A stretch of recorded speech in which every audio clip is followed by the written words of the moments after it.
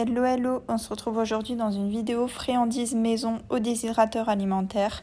Le mien vient de chez Electrodépôt, je l'ai revendu et puis finalement je l'ai racheté à une copine d'occasion parce que ça peut bien dépanner quand on a 2 chiens et surtout que le stock est au plus bas. J'aime beaucoup sa simplicité, il a simplement un petit réglage pour mettre les degrés et différents plateaux, donc tout le monde peut l'utiliser. Vous pouvez ensuite choisir ce que vous souhaitez faire déshydrater. Vous pouvez faire déshydrater des fruits, des légumes, de la viande, du poisson. Pour notre part, j'ai choisi des escalopes de poulet et des escalopes de porc. Pour apporter une petite touche de nouveauté, j'aime leur mettre de temps en temps un peu de spiruline qui est une micro-algue riche en protéines et en vitamines avec un peu de curcuma qui est un anti-inflammatoire mais également antioxydant naturel qui prévient de l'apparition de certains cancers. Vous pouvez les trouver sur Amazon et bien respecter les quantités. Je commence par déposer mes 2 escalopes, par la suite je vais toutes les faire, mais je commence tout simplement par les déposer et de les couper en lamelles. Ici je voulais représenter un peu des sticks de viande, donc j'essaye de les faire ni trop épaisses, sinon ça va mettre du temps à déshydrater, ni trop fines.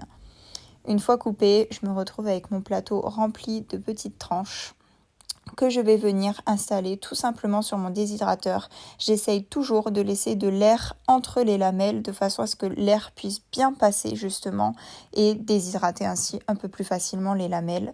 Je vais étaler comme ça toutes les petites lamelles autour. Vous pouvez faire différentes formes. Ici, je vais passer aux escalopes de porc que je vais venir couper en tout petits dés parce que c'est un format qui est top pour les balades et généralement ils aiment bien.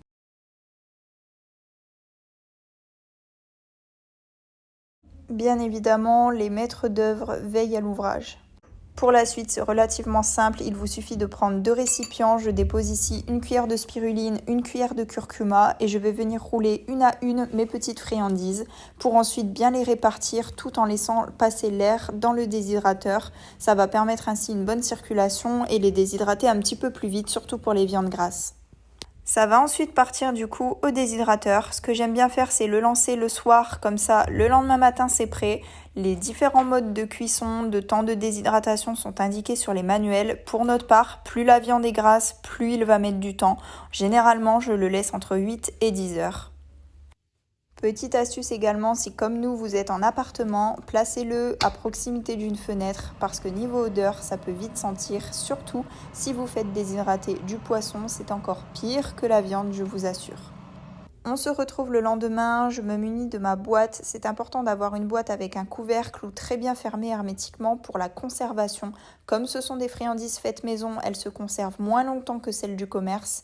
Ici, les sticks sont bien cassants et les petits cubes sont encore légèrement mous car il s'agit d'une viande très grasse.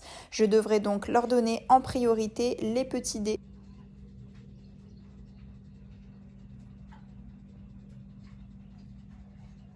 Bien évidemment, vous vous doutez bien qu'après avoir patienté aussi gentiment, il y en a 2 qui ont hâte de goûter leurs friandises maison. N'hésitez pas à nous taguer si vous faites vos petites recettes maison, on a hâte de voir. Bon appétit!